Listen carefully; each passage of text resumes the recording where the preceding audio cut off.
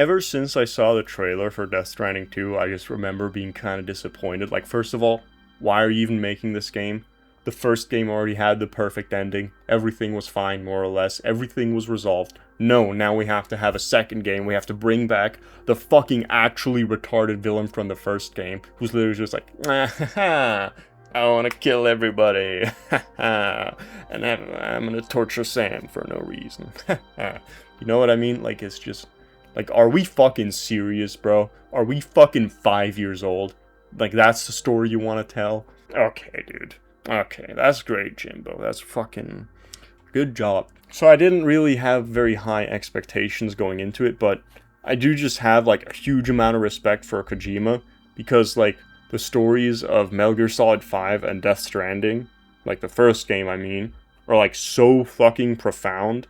I'm not talking about the surface level story, I'm talking about, like, the things where you have to, like, analyze random things for 50 hours to understand it, right? So, there's nothing else like it. There's nothing else that really compares to Kojima's games, at least some of them. But, one of the reasons why I had some high expectations for this game was the song of the main trailer that they released, the To the Wilder song. And if you haven't heard it, it's exactly about the kinds of things that I care about, right? It's about how human nature is fundamentally broken, but there's still a part of us that understands what we actually want, what we actually need.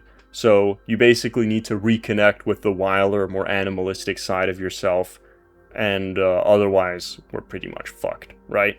So I was thinking, god damn, he's outdone himself again. I didn't think he would actually figure out that that's the main issue of our time. And there was another thing where I remember Kojima saying in an interview that, the first game was really emphasizing, like, human connection as being super important, and that violence is bad or whatever the fuck, like people haven't heard that a million times. And he's like, but sometimes we also need to be violent. Baka desu. So I was like, okay, so he's understanding that, like, the pacifist attitude is just fucking completely at odds with human nature, and you can't actually live like that, right?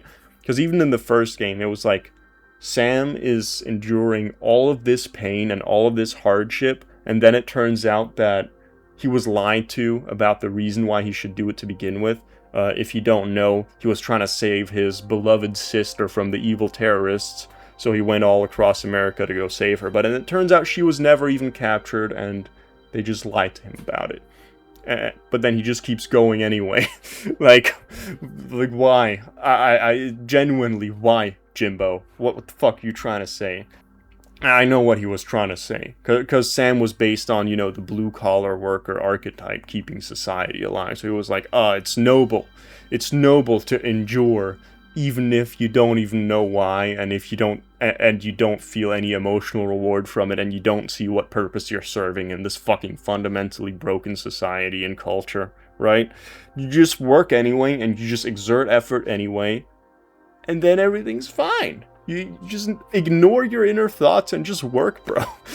So, this is kind of a cynical way of looking at it, but at the end of the day, that is what he's demonstrating, right? And in this game, it's just more of the same. Like, all the positive things that I liked about the first game are gone in this game, and all the bullshit he just doubles down on. Like, there's 2 scenes where Higgs, the main villain, he's just fucking torturing Sam, and it just goes on forever. There's a scene where he's sending Sam messages on his phone, like, I killed your daughter. You're such a stinky binky. I killed your daughter, bro. It's just like, it's just so childish. I just can't believe it that that's actually in the game. Anyway, so about this theme, what actually happens in this game?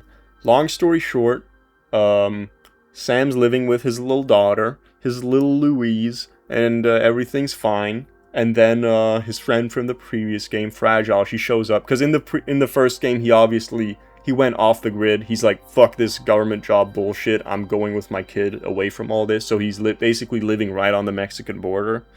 And then his old friend Fragile shows up. And she's fragile, but not that fragile. And she shows up, and she finds him in his hidden house. And none of them ask themselves, hold on, dear Fragile, Isn't your phone linked up to government surveillance? Doesn't everyone know where I live right now? Won't there be consequences to this? No, no, no. She just asked him, hey Sam, can you please connect Mexico to the internet? I don't know why Sam has to be the one doing this, but it doesn't even fucking matter, dude. That's hardly the worst thing about this game. And then obviously, as soon as Sam goes and does this, the villain comes and fucking tries to kill both of them, because what the fuck did you think was gonna happen when you extend the surveillance network? You fucking idiot, Fragile.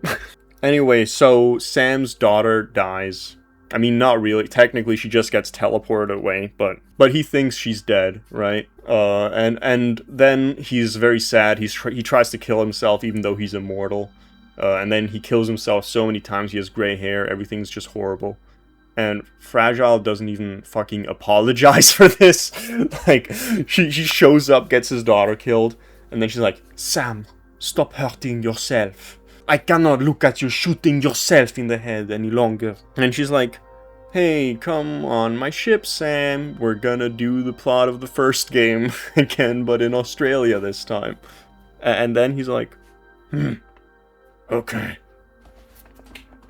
What?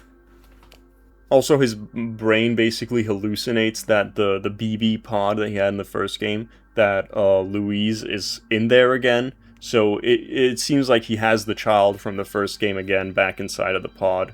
And when I first played this, I just thought, oh, are they using some fucking hologram technology to like trick him into thinking that his child is still alive? Actually, no, he literally just hallucinated, and they all just pretended like the hallucination was real. Just to, I don't fucking know, because they thought that it would be nice. I have no fucking idea, dude. This doesn't make any goddamn sense. I mean, I understand the message, the metaphor that Kojima's trying to get across, right? It's that under the status quo, you're provided with these completely fake and illusory rewards, where once you actually arrive at the rewards, you get absolutely nothing. Like, you might get the reward, but the actual emotional lived reality that you're trying to get to, that never arrives, right? But he already did that in the first game with Amelie, right? His sister. He wants to go save her, but turns out she was literally just a hologram the whole time, right? And it wasn't real. Like, it's weird. There's all these critiques of how the status quo is very sterile. It's very unnatural. It's very unrewarding and inhuman. Just like in the first game, there's all these critiques, but there's no sense of what to actually do about it. You know what I mean? And I really hate that. Like, so much of art today is just fucking critique. Like, whether it's video games, movies, I don't really know anything about paintings, I just don't give a fuck. But, I don't know, I feel like it's so normal. Like whenever someone describes a great work of art from someone, it's like, oh, it's a critique of the oppression of the people, and whatever the fuck. And it's just like, I'm tired of this shit, bro. Just give an actual positive vision, instead of beating people over the head with how bad things are with the way they are. You know what I mean? Because that's basically what happens in this game. Sam is just like, one bad thing happens to him after another. There's a scene where he's literally getting burned alive and tortured by Higgs, and Higgs is playing like a song mockingly to make fun of him while he's burning alive and being tortured. And it's just like, does this get reacted to in any way whatsoever? Of course not. Of course not. It's just it's just chemical button pushing. Like, if you don't think about it, it's emotionally intense, but it's the same as, like, I don't know, like, if someone shows you a picture of someone kicking a puppy, you're gonna feel, like, pissed off, and you're gonna feel hurt, but it doesn't mean anything, you know what I mean? Like, it's just a decontextualized video of something that's emotionally triggering, but it means absolutely nothing. Also, one thing I don't understand is, why did Sam go along with the expedition to Australia to connect them to the internet? Like, why? Especially because the president is literally an AI. They don't really acknowledge this in the beginning, but they're like, yeah, no, Die Hardman isn't the president anymore. Now we have this AI. It manages things more efficiently. And Sam even questions, like, okay, so who's funding this whole operation? How did you get this massive ship? And there's like, well, we don't know, it's secret. Here's this AI called Charlie, he represents our client. And, like, he questions it, but then goes along with it anyway, which is, like, a great metaphor for the whole game. But also, genuinely, why is he working for the government again? when connecting to the government surveillance network just got his fucking daughter killed immediately. Also, why doesn't Sam just go find himself another bitch? I mean, not to be that guy, but why? Like, they make him out to be this terrible, lonely guy who can't find any love ever. It's, like, really unnecessarily tragic. For example, in the first game, it's, like, really horrible because I think when he's, like, 20 or 18 or something like that, he goes into therapy because he's, extremely depressed and lonely, and has, like, a deep fear of being touched. And he basically falls in love with his therapist, and they get married, and she gets pregnant with his child. And then because Sam has the special, chiralium cum that he impregnated her with, she starts getting horrible nightmares, and then she kills herself. So Sam basically, he's like, wow, my wife killed herself because I fucked her. And that's the only love he ever felt in his life. Like, it's just kind of ridiculously tragic.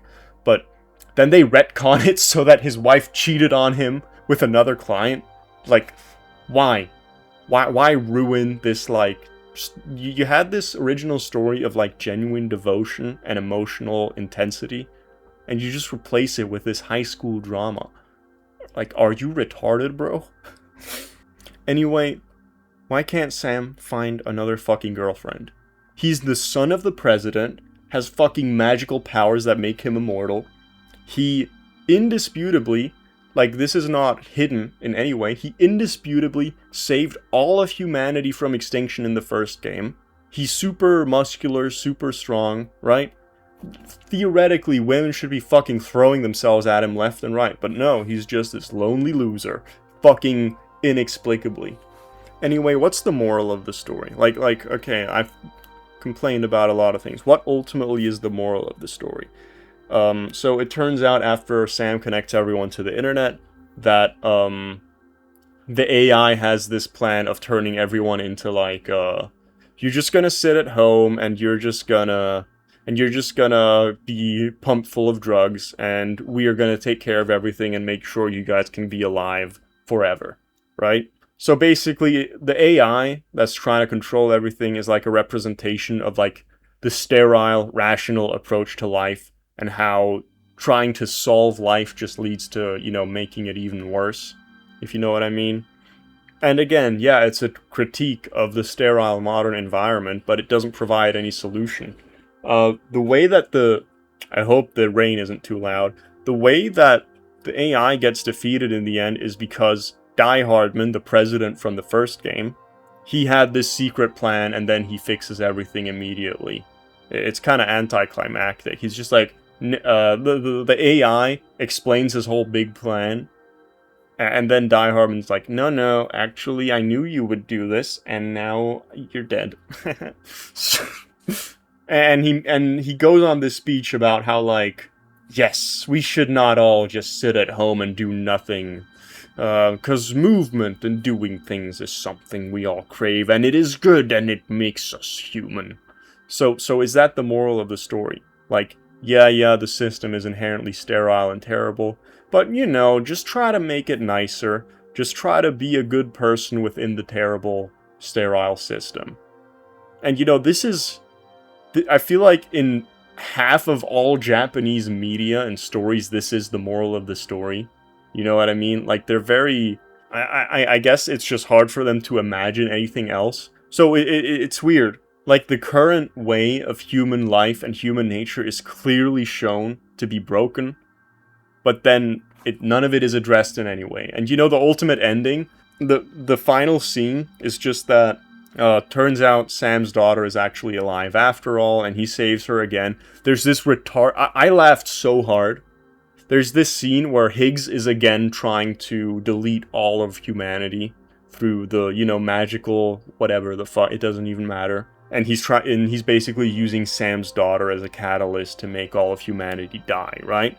And there's literally a scene where Sam's like, "Oh, you're gonna cause the last stranding," and then Higgs just says like, "Yup, but for real this time."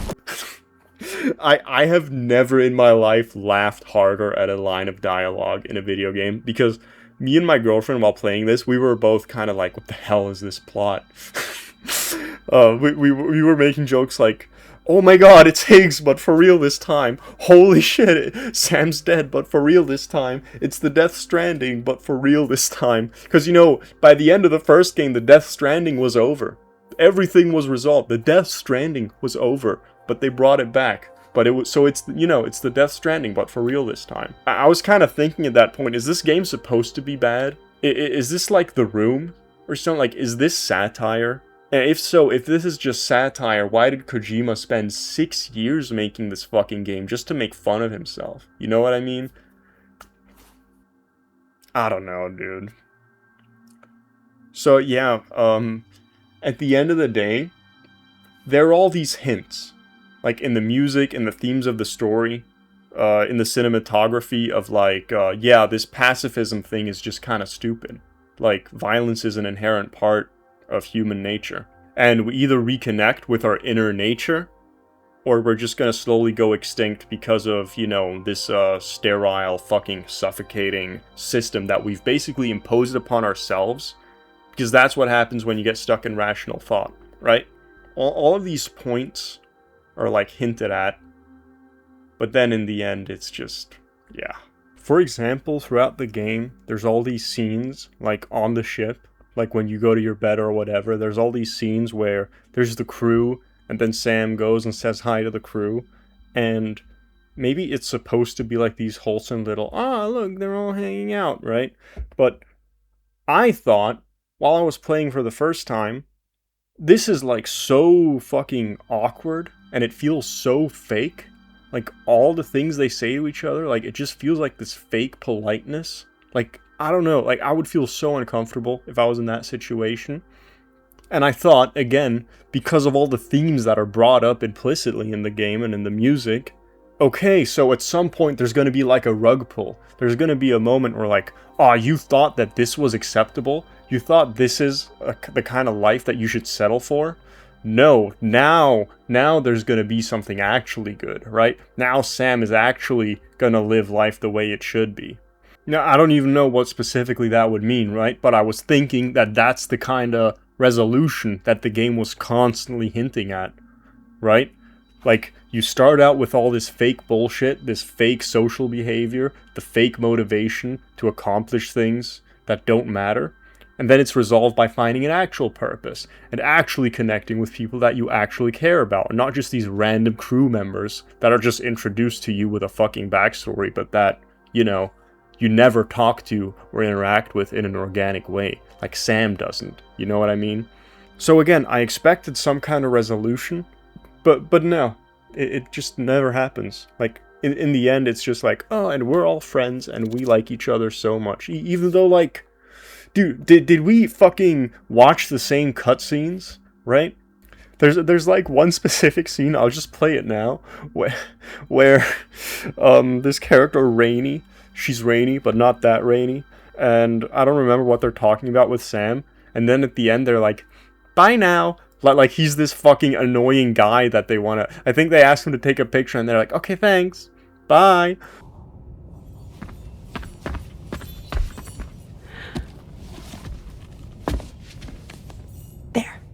Now it'll be sunny.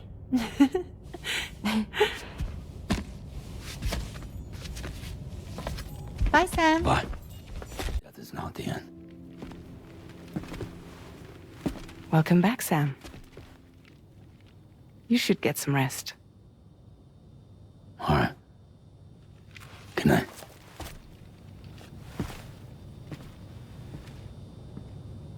Like, he's just this pest that they fucking want to get rid of, you know what I mean? Even though he's doing all the work. So I thought, yeah, wow, so this will lead to something. It does not. That's, yeah, I think I've talked enough. I'm so disappointed with this game, but the gameplay is fun. So, there's that.